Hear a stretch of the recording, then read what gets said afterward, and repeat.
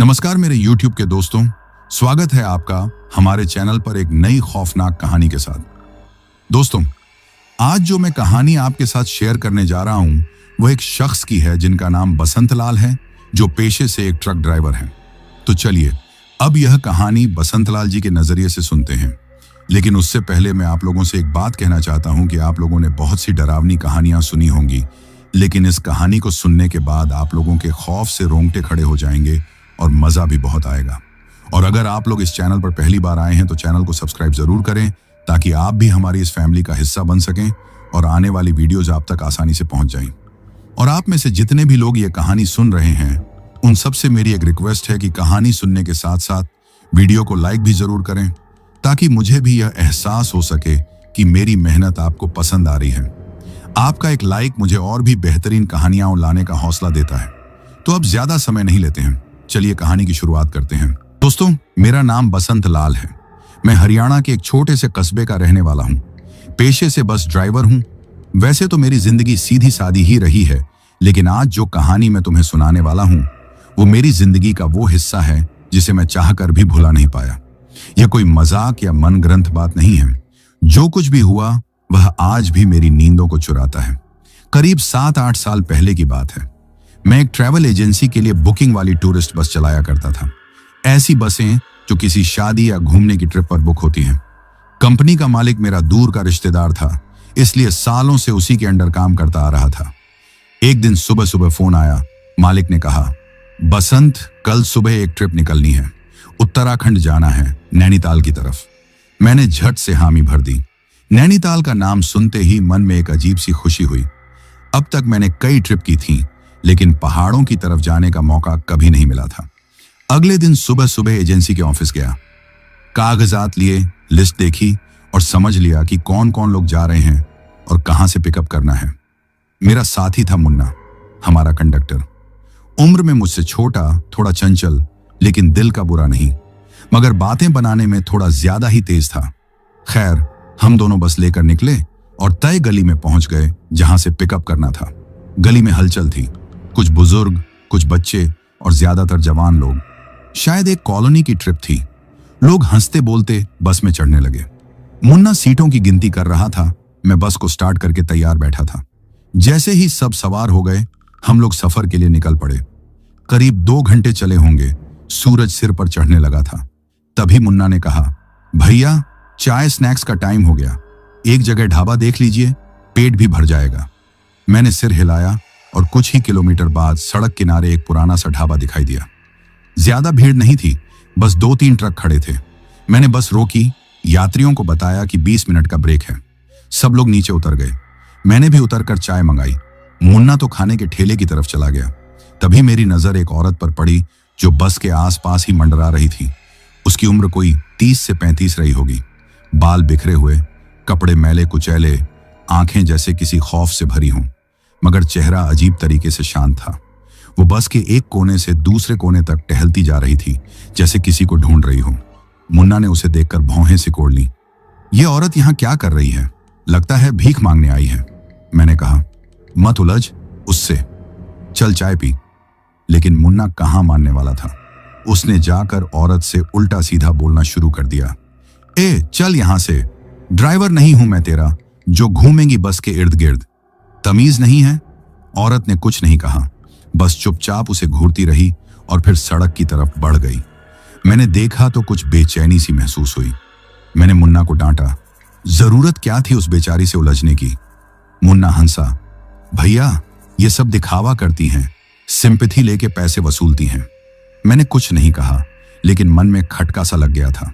Break खत्म हुआ, सब लोग बस में चढ़े। मैंने इंजन स्टार्ट किया और बस आगे बढ़ा दी। लेकिन मुझे नहीं पता था कि वो औरत हमें छोड़ने वाली नहीं थी, और ना ही ये सफर अब पहले जैसा रहने वाला था। बस ने जैसे ही ढाबे से निकलकर हाईवे पकड़ा, मैं अपने मन की बेचैनी को झटकने की कोशिश कर रहा था। लेकिन जो औरत ढाबे पर मिली थी, उसका चेहरा मेरे जहन में बार बार घूम रहा था। उसकी आंखों में जो खालीपन था, वो किसी आम इंसान का नहीं था। वो कुछ और था, कुछ ऐसा जो मैं समझ नहीं पा रहा था। मुन्ना ने मुझसे पूछा, क्या हुआ भैया, मन लग नहीं रहा क्या? मैंने बस सिर हिलाया, कुछ नहीं, बस ऐसे ही। मुन्ना फिर वहीं हंसी उड़ाने वाले अंदाज में बोला, भैया ढाबे वाली भूतनी से डर गए क्या? मैंने उसे घूरा। मुन्ना मजाक मत कर, औरत थी कोई, पता नहीं किस हाल में थी। मुन्ना फिर भी नहीं माना। मुझे तो कुछ और ही लगा था भैया। जब मैं उसके पास गया वो मुझे ऐसे देख रही थी जैसे मैं उसका शिकार हूं। मैंने हंसने की कोशिश की पर अंदर कुछ कांप सा गया। रास्ता धीरे धीरे वीरान होता जा रहा था। पहले खेत, फिर जंगल, फिर दोनों तरफ सिर्फ सूखे पेड़ और पत्थर। यात्रियों की आवाजें भी अब धीमी हो गई थीं। ज्यादातर लोग नींद में थे, बच्चे थक चुके थे और बुजुर्ग झपकियां ले रहे थे। करीब 2 घंटे बाद हम एक सुनसान मोड़ पर पहुंचे। अंधेरा बढ़ चुका था और सड़क के दोनों ओर ऊंचे ऊंचे पहाड़ खामोशी से खड़े थे। हवा भी कुछ ज्यादा ही सर्द हो गई थी। तभी एक मोड़ पर मुझे ऐसा लगा जैसे बस के सामने कोई चल रहा है। मैंने हेडलाइट हाई बीम पर कर दी, लेकिन वहां कोई नहीं था। मैंने खुद से कहा, बसंत तुझे वहम हो रहा है। पर जैसे ही अगला मोड़ आया वही हल्की सी परछाई फिर दिखी। लंबा सा सिलहूट, औरत जैसा, वही गंदे कपड़े, बिखरे बाल। इस बार मुन्ना भी चौंक गया। भैया तूने भी देखा? मैंने गर्दन हिलाई। हाँ शायद वही है। हम दोनों एकदम शांत हो गए। बस में बाकी लोग अब भी सोए हुए थे, लेकिन हमारी धड़कनें तेज हो गई थीं। तभी एक झटका लगा, जैसे किसी चीज से टायर टकराया हो। मैंने गाड़ी रोकी। मुन्ना तुरंत नीचे उतरा। देखता हूं भैया क्या हुआ। मैंने शीशे से बाहर झांका। मुन्ना थोड़ी देर बाद लौटा। उसका चेहरा पीला पड़ गया था। भैया वहां कुछ नहीं था, लेकिन जमीन पर कुछ गीला सा फैला हुआ था। खून जैसा लग रहा था। मैं एक पल को चुप रहा। खून? हाँ भैया, पर पास में कुछ भी नहीं पड़ा। न कोई जानवर, न इंसान, बस वो गीलापन। मैंने एक लंबी सांस ली और कहा, बैठ जल्दी, यहां रुकना ठीक नहीं। मुन्ना बिना कुछ बोले आकर बैठ गया, पर अब उसकी भी हंसी गायब थी। उसके चेहरे पर डर की एक परत जम चुकी थी। जैसे ही बस फिर चलने लगी, हमने देखा कि दूर सड़क के किनारे वही औरत खड़ी थी। इस बार वह सीधे हमारी तरफ देख रही थी। उसकी आंखें ऐसी थीं जैसे भीतर झांक लें। बस कुछ सेकंड का मामला था, लेकिन उस एक पल में ऐसा लगा जैसे पूरा शरीर सुन्न पड़ गया हो। मुन्ना बड़बड़ाने लगा, भैया ये औरत पीछा कर रही है क्या? मैंने कुछ नहीं कहा, लेकिन मेरे मन में अब सिर्फ एक ही बात चल रही थी, ये रास्ता जल्दी खत्म हो, ये ट्रिप खत्म हो। पर यह तो बस शुरुआत थी। रात अब और गहराने लगी थी। चारों तरफ बस सन्नाटा था और हमारी बस उस वीराने में धीरे धीरे सरकती जा रही थी। खिड़की के बाहर घने पेड़ों की परछाइयां अजीब अजीब शक्लें बना रही थीं। मैं हर मोड़ पर थोड़ी देर के लिए ब्रेक मारता, फिर गाड़ी संभालता, लेकिन मन की हालत अब वैसी नहीं रही थी। एक अनजाना डर बैठ गया था सीने में। मुन्ना अब पहले जैसा मजाकिया नहीं रहा था। उसकी आंखें बार बार पीछे की खिड़कियों से बाहर ताकती रहती। उसने अपनी सीट खींचकर मेरी सीट के ओर पास कर ली थी। शायद उसे मेरे नजदीक रहकर कुछ सुकून मिल रहा था। भैया, उसने धीमे से कहा, अगर सच में कुछ है ना तो हम फंस गए हैं। मैंने जवाब नहीं दिया। मेरी आंखें सामने सड़क पर थीं, लेकिन कान उसके डर को महसूस कर रहे थे। मैं खुद डरा हुआ था, लेकिन बस चला रहा था, क्योंकि अब बस रुक भी नहीं सकती थी। वो जगह ही ऐसी थी, ना नेटवर्क, ना मदद की कोई उम्मीद। तभी एक जगह एक गहरा मोड़ आया। मैं बस को मोड़ ही रहा था कि सामने सड़क के किनारे वही औरत दिखी। इस बार वो जरा करीब थी। उसके बाल हवा में उड़ रहे थे और चेहरा साफ दिख रहा था। धूल से सना हुआ, लेकिन उसकी आंखें, वो आंखें जैसे अंदर तक छेद रही थीं। हम दोनों एकदम खामोश हो गए। औरत ने इस बार हाथ भी उठाया, जैसे रोकने का इशारा कर रही हो। मैंने किसी तरह हिम्मत जुटाकर बस को निकाला, लेकिन दिल जोर जोर से धड़कने लगा। मुन्ना फुसफुसाया, भैया ये तो कुछ बोल नहीं रही, लेकिन उसका चेहरा, मुझे ऐसा लग रहा जैसे वो मुझे ही देख रही थी। क्यों, तूने उसे कुछ कहा था ना ढाबे पर? मैंने पूछा। मुन्ना सकपका गया। हाँ, थोड़ा मजाक किया था, पर इतना भी नहीं कि कोई पीछा करने लगे। हर मजाक का जवाब हंसी में नहीं मिलता मुन्ना, मैंने बस चलते हुए कहा। कुछ देर बाद एक उबड़ खाबड़ रास्ता आया। पहाड़ों के बीच से होकर बस को निकालना था। मैं पूरा ध्यान दे रहा था, पर तभी मुन्ना ने मेरी बांह पकड़ी। भैया देखो, वो फिर वही है। सड़क के एक किनारे पर औरत फिर दिखाई दी। इस बार उसकी चाल अजीब थी, जैसे फिसलती हुई चल रही हो। उसके पैर जमीन से ज्यादा ऊपर नहीं उठ रहे थे, बस घिसटती हुई चल रही थी। और फिर वो बस के साथ साथ चलने लगी। हाँ, सच में बस 30 से 35 की स्पीड में थी और वो औरत ठीक हमारे बगल में ऐसे चल रही थी जैसे हवा में तैर रही हो। न थकावट न हांफना, बस घूरती हुई आगे बढ़ रही थी। मैंने हड़बड़ाकर एक्सीलरेटर दबा दिया। स्पीड बढ़ी और वो औरत पीछे छूट गई। लेकिन अब मेरी हिम्मत जवाब दे रही थी। मुन्ना तो चुपचाप अपने कानों में राम नाम का जाप करने लगा। मैंने धीरे से कहा, अब कुछ गड़बड़ है, ये इंसान नहीं है। मुन्ना की आंखें भर आईं। भैया, अगर हम सही सलामत पहुंचे तो मैं कभी किसी औरत का मजाक नहीं उड़ाऊंगा, कभी किसी की बेइज्जती नहीं करूंगा। लेकिन शायद अब माफी का वक्त गुजर चुका था। पीछे से किसी ने खिड़की बजाई। हम दोनों चौंक कर पीछे मुड़े। खिड़की में कुछ नहीं था, पर एक बात साफ थी, अब वो सिर्फ सड़क किनारे नहीं, बस के आसपास भी थी। मुन्ना पूरी तरह चुप हो गया था। जो लड़का दिन भर मजाक करता रहता था, अब हर आवाज पर चौंक रहा था। मैं भी बहुत कोशिश कर रहा था खुद को संभाले रखने की, लेकिन डर अब सिर चढ़ने लगा था। रात की हवाएं अब बस की खिड़कियों से अजीब सी आवाजें कर रही थीं। बस के पीछे सब सो रहे थे। कभी कभी किसी बच्चे की हल्की सी रोने की आवाज आती तो मैं राहत की सांस लेता। चलो, अभी सब ठीक है। लेकिन मेरे दिल के किसी कोने में एक बात बैठ चुकी थी, कुछ तो बहुत गलत हो रहा है। तभी एक हल्की सी सरसराहट सुनाई दी, जैसे कोई खिड़की के पास से सरक रहा हो। मैं एक पल को चौंका, लेकिन खुद को समझाया, हवा होगी। मुन्ना ने धीरे से कहा, भैया तुमने सुना? मैंने कहा, हाँ, शायद हवा है। लेकिन फिर वही आवाज दूसरी तरफ से आई, फिर तीसरी खिड़की से। अब जैसे वो आवाज चारों तरफ घूम रही थी। हम दोनों एक दूसरे को देख रहे थे और चेहरों पर पसीना था। रात ठंडी थी, फिर भी पसीना। तभी मुन्ना के ठीक पीछे की सीट पर कुछ गिरने की आवाज आई, जैसे कोई भारी चीज फर्श पर गिरी हो। उसने फुर्ती से मुड़कर देखा और फिर जो उसने देखा वो कुछ पल के लिए हम दोनों की सांसें रोक देने जैसा था। वहां सीट के नीचे किसी के पैर दिखाई दे रहे थे, नंगे पैर, मैले और गीले। मुन्ना ने कांपती आवाज में कहा, भैया ये किसके पैर हैं? मैंने गाड़ी रोक दी। धीरे धीरे, बहुत धीरे मैं सीट से उठा और पीछे झांका। वहां कोई नहीं था, लेकिन गीली मिट्टी के निशान अब सीट से लेकर बस के गलियारे तक फैले हुए थे। मैंने फिर से बस स्टार्ट की और बिना कुछ बोले बस आगे बढ़ा दी। मुन्ना बड़बड़ाने लगा, मैंने माफी मांग ली थी, अब ये क्या है भैया, ये क्यों नहीं जा रही? मैंने कहा, शायद अब बहुत देर हो चुकी है। करीब 20 मिनट बाद रास्ता थोड़ा खुला। एक जगह पर सड़क के किनारे एक पुराना टूट चुका बस स्टॉप दिखा। मैंने बस कुछ सेकंड के लिए रोकी ताकि पानी पी सकूं। तभी पीछे से एक मुसाफिर दौड़ता हुआ आया और बोला, भैया एक औरत बस में चढ़ गई क्या, नीले कपड़े में? मैं चौंका, नहीं तो क्यों? वो बोला, अभी पीछे की सीट पर वो मेरे पास बैठी थी। अजीब सी गंध आ रही थी उसके कपड़ों से और उसका चेहरा जैसे जली हुई हो आधी तरफ। मैंने कहा, और अब? वो लड़का बोला, अब तो नहीं दिख रही, बस से बाहर भी नहीं उतरी।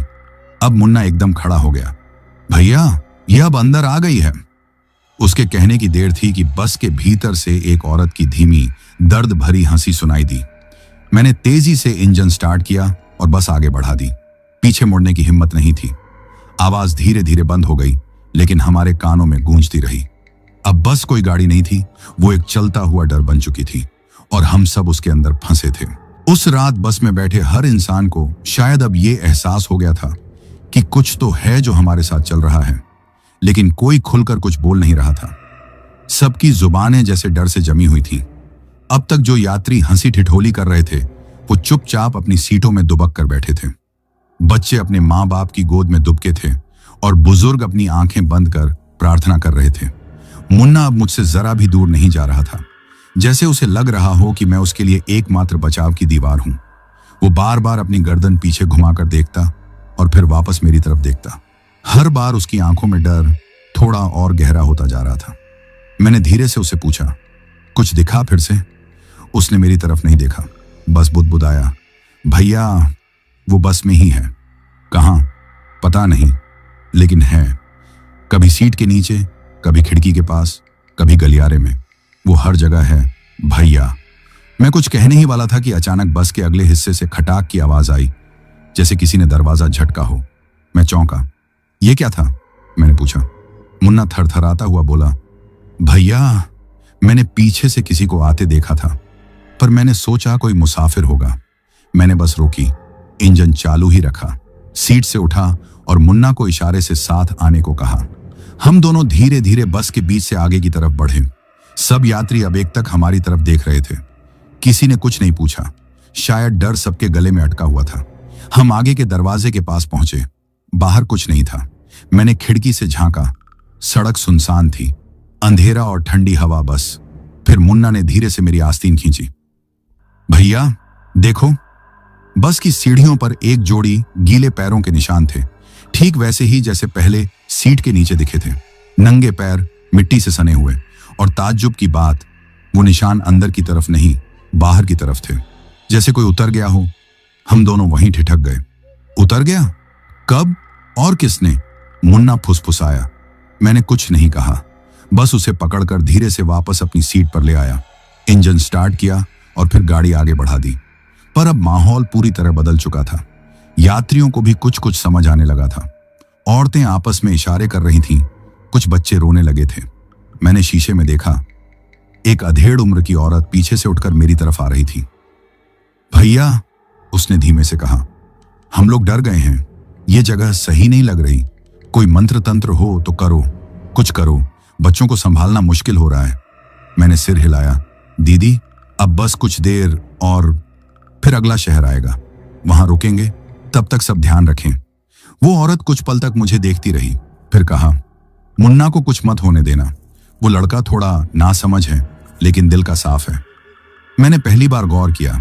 उस औरत की आंखों में अजीब सी चमक थी, जैसे वो कुछ जानती हो।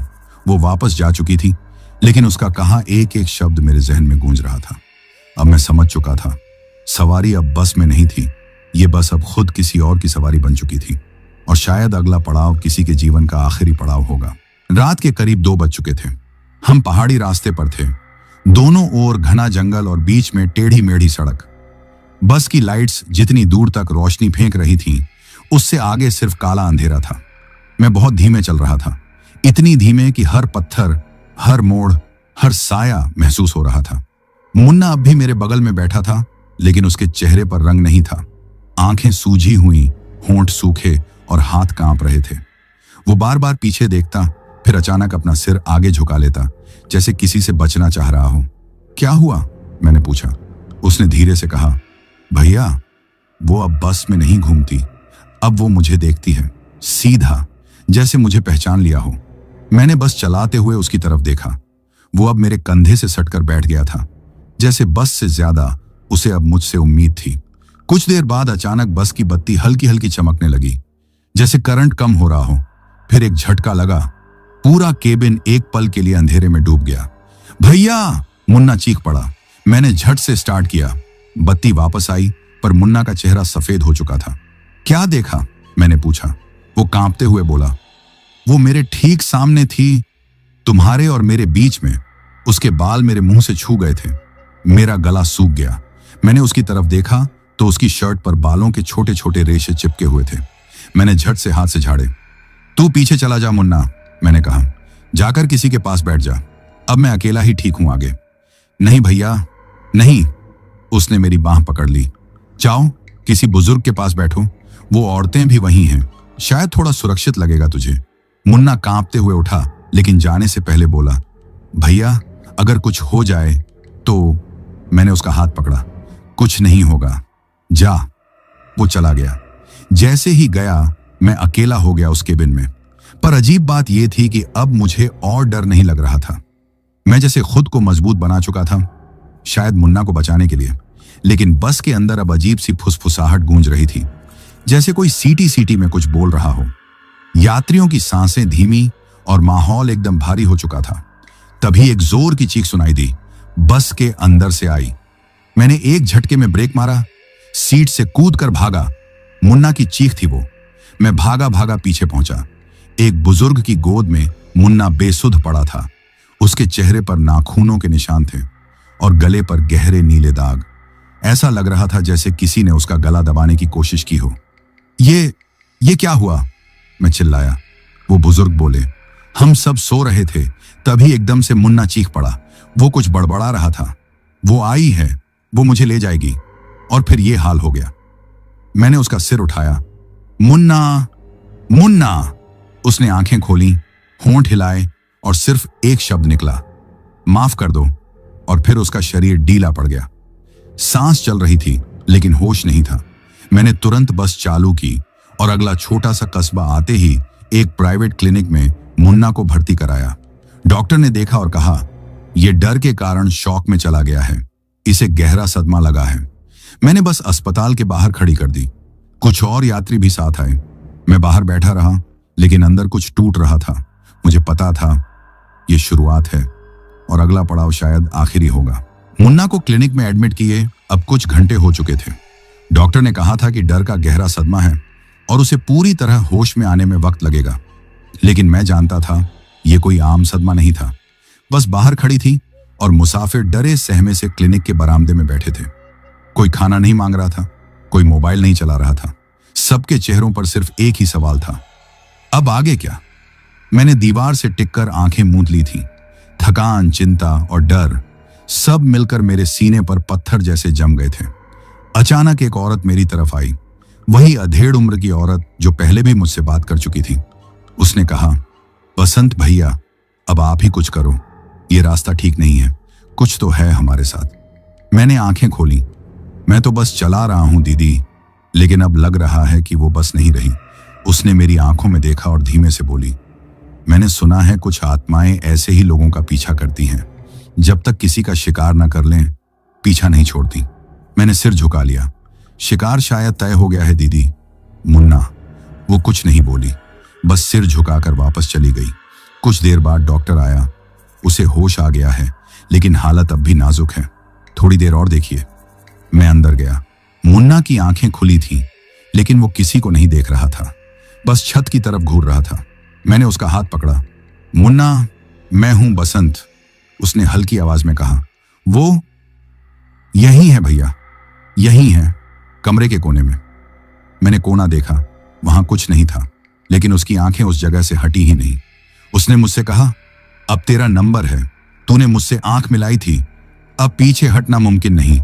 मैंने उसका माथा सहलाया। कुछ नहीं होगा तुझे, मैं हूं ना। वो कांपते हुए बोला, भैया, उसे माफी मांग लेना अगर हो सके तो। मैंने उसे शांत करवाया, बाहर आया और फैसला किया, अब यहां नहीं रुक सकते। जितनी जल्दी हो सके हमें शहर की तरफ बढ़ना होगा।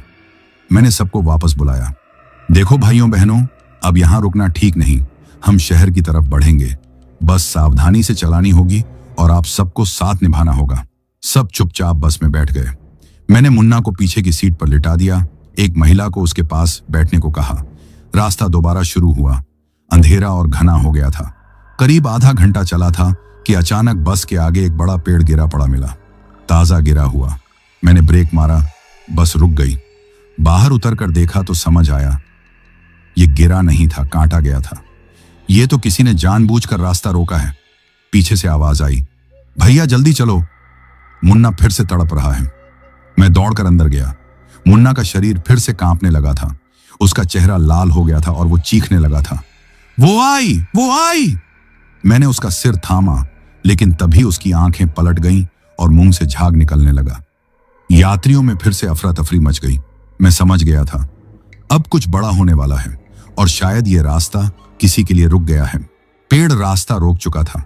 सामने कुछ नहीं दिख रहा था, सिर्फ वही गिरी हुई लकड़ियां, कुछ टूटे हुए पत्ते और बसंत की सांसों में घुलती बेचैनी। मैंने बस से उतरकर चारों ओर देखा। अजीब सी शांति थी, ऐसी कि आदमी डर के मारे सांस लेना भी भूल जाए। कुछ यात्री भी धीरे धीरे नीचे उतर आए थे। कोई कुछ नहीं बोल रहा था, बस निगाहें सड़क पर जमी थी।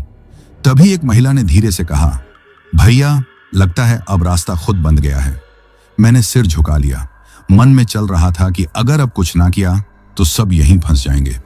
मैंने खलासी की सीट से फावड़ा निकाला और दो नौजवान यात्रियों को साथ लेकर पेड़ हटाने की कोशिश शुरू की। काम करते करते आधा घंटा बीत गया। पसीने से तर हो चुका था मैं। लेकिन तभी एक अजीब बात हुई। हमें पीछे से आवाज आई, बसंत भैया। मैं मुड़ा। पीछे की तरफ भागता एक लड़का आया जो बस के पीछे की ओर खड़ा था। उसकी सांसें तेज थीं, चेहरे पर डर का रंग चढ़ा हुआ। मुन्ना, मुन्ना नहीं रहा भैया। मैं वहीं थम गया। क्या? अभी? अभी दम तोड़ा। वो ले गई उसे। मैंने फावड़ा वहीं फेंका और बस की तरफ दौड़ा। पीछे पीछे बाकी लोग भी। बस के अंदर मातम पसरा हुआ था। मुन्ना की देह शांत पड़ी थी। उसकी आंखें अध खुली थीं और चेहरा कुछ वैसा था जैसे मरने के बाद भी कुछ कहने की कोशिश कर रहा हो। वो औरत जो मुन्ना के पास बैठी थी, उसकी आंखें भर आईं। भैया, वो कह रहा था, वो फिर आएगी, पर इस बार किसी और को चाहिए होगा। मैं घुटनों के बल बैठ गया। मुन्ना मेरा छोटा भाई जैसा। उसकी मौत ने मेरी हड्डियों तक को कंपा दिया था, लेकिन साथ ही अब मैं समझ गया था ये और नहीं रुकने वाली। अब इसकी भूख और बढ़ेगी और अगला कौन होगा कोई नहीं जानता। तभी एक ठंडी हवा बस के अंदर घुसी। खिड़कियां हिलने लगीं। पीछे से किसी औरत की धीमी आवाज आई, भैया, खिड़की के पास कोई खड़ा है। मैंने मुड़कर देखा। बाहर सड़क के उस ओर वही औरत खड़ी थी। सफेद कपड़े, उलझे बाल और वही ठंडी चमकदार आंखें। अब वो दूर से नहीं, बस के इतने पास थी कि अगर मैं हाथ बढ़ाऊं तो शायद छू भी लूं। यात्री एक बार फिर डर के साए में दुबक गए। कोई पीछे हट गया, कोई बड़बड़ाने लगा और कुछ औरतें तो बच्चों को लेकर सीट के नीचे जा छिपी। मैंने दरवाजा खोला और बाहर आ गया। अब डर से ज्यादा गुस्सा था मेरे अंदर। क्या चाहती है तू? मैंने चिल्लाकर कहा। वो औरत कुछ नहीं बोली, बस हल्की सी मुस्कुराई, फिर पीछे मुड़ी और घने अंधेरे की तरफ बढ़ गई। मैंने दोबारा बसंत की आंखों में एक ठान ली थी, अब या तो इसे खत्म करूंगा या खुद खत्म हो जाऊंगा। पेड़ के हटने का रास्ता नहीं था तो मैंने बस को उल्टा मोड़ लिया, वापस उसी रास्ते पर जहां से आए थे। लेकिन रास्ता अब वैसा नहीं था। हर मोड़ पर अंधेरा, हर मोड़ पर सरसराहट और हर मोड़ पर वो एहसास जैसे कोई फिर से आ रहा हो। मुन्ना को पीछे छोड़ना आसान नहीं था।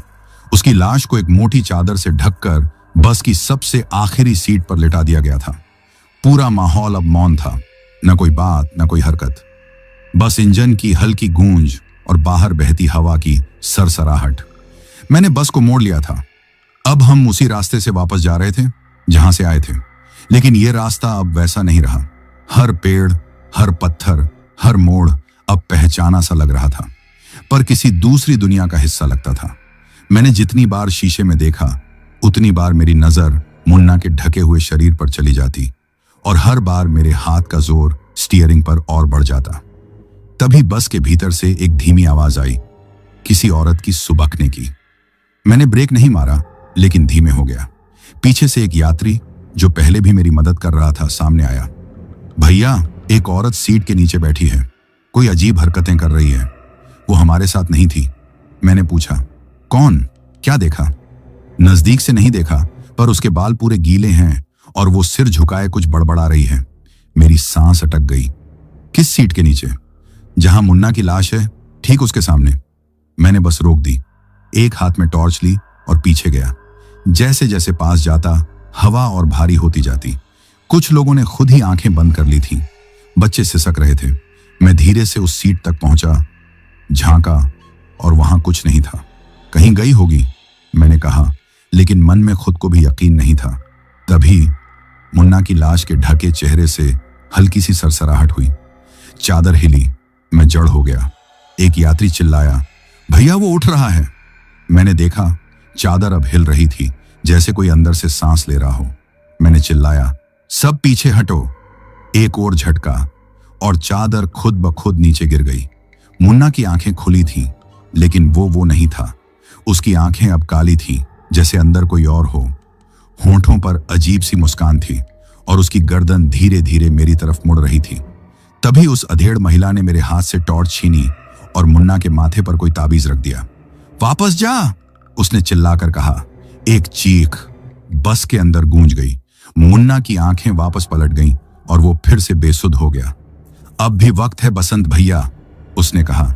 इस आत्मा को कोई और रास्ता दिखाओ, वरना हम सब। वाक्य अधूरा रह गया।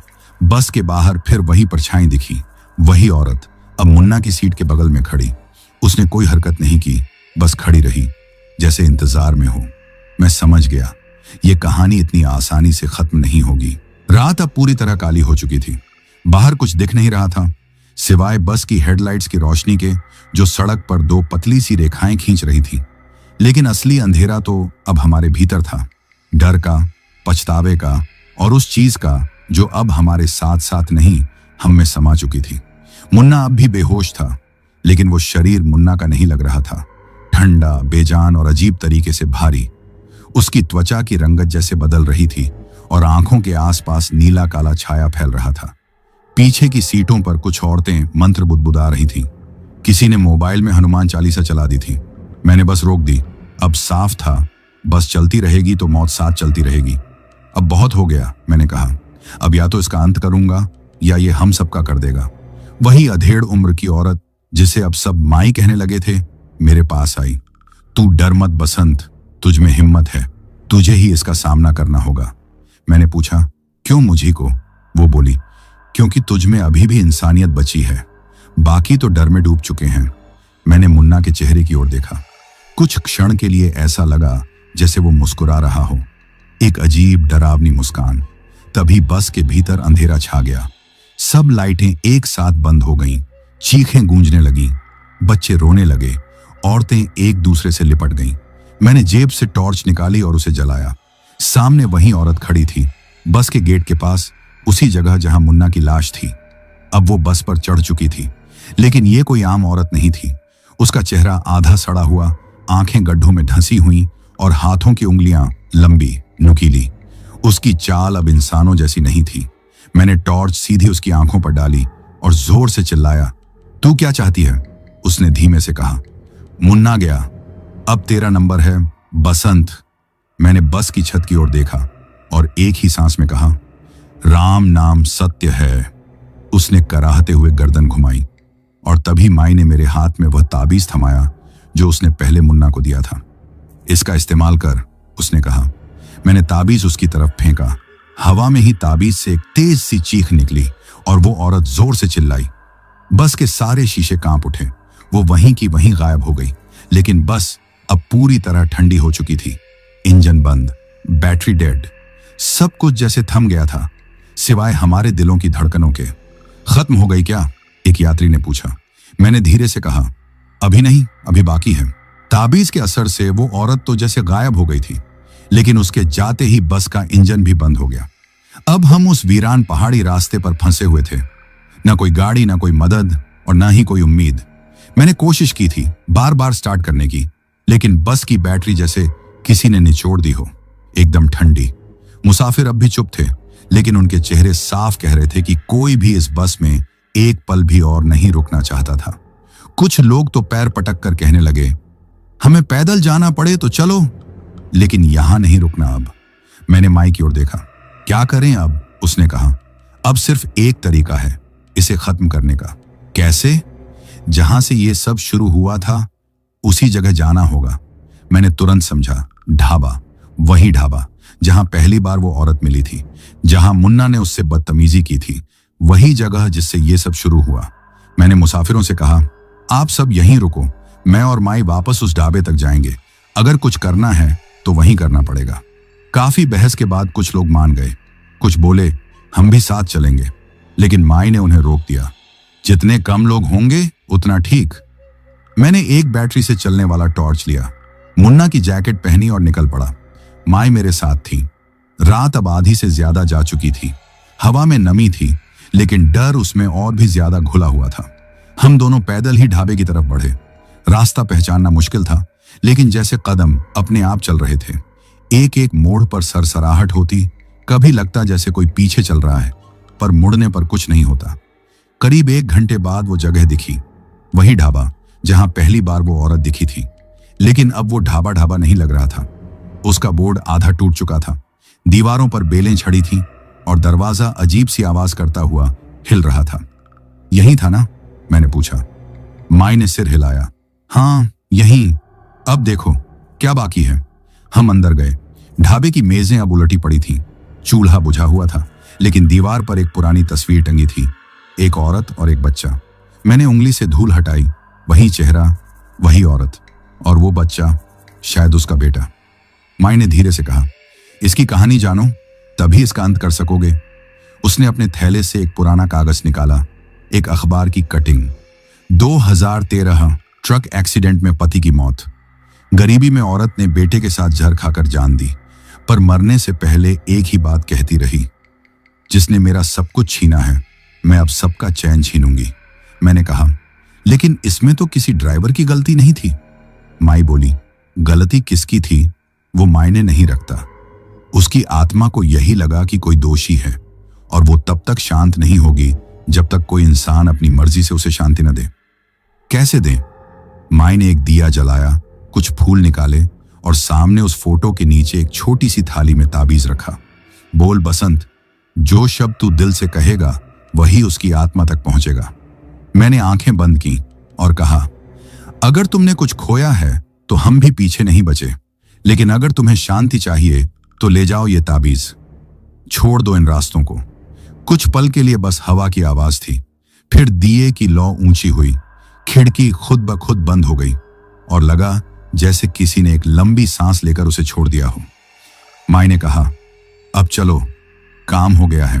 ढाबे में किया गया छोटा सा पूजा पाठ और मन से बोले गए शब्द शायद उस आत्मा तक पहुंच गए थे, क्योंकि जैसे ही हमने ढाबे से निकलकर पीछे देखा, वो पुराना ढाबा अब वैसा नहीं लग रहा था, जैसे कोई पर्दा हट चुका हो।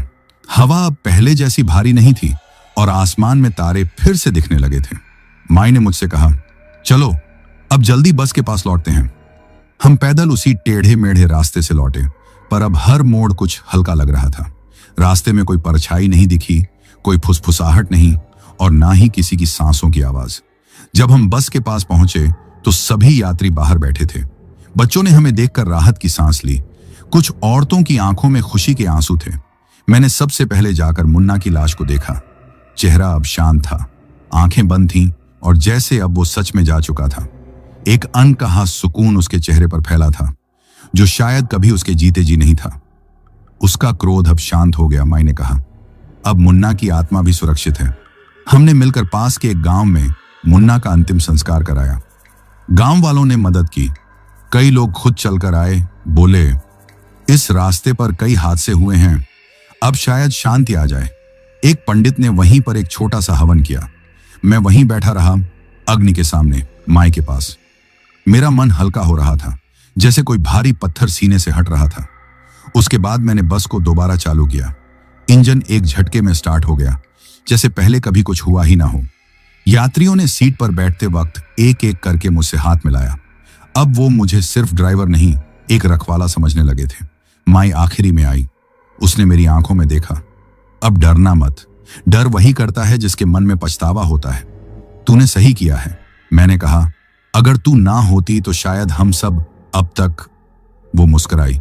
जो दिखता नहीं वो जरूरी नहीं कि मौजूद ना हो। मैं थी इसलिए बच गए, लेकिन अगली बार तेरे भीतर की आवाज को मत दबाना, वही सबसे बड़ी ताकत है। बस ने अब फिर से रास्ता पकड़ लिया था, लेकिन ये रास्ता अब डर का नहीं था। हर मोड़ अब जाना पहचाना सा लग रहा था। जंगल अब सिर्फ पेड़ थे और हवाएं अब सिर्फ हवा।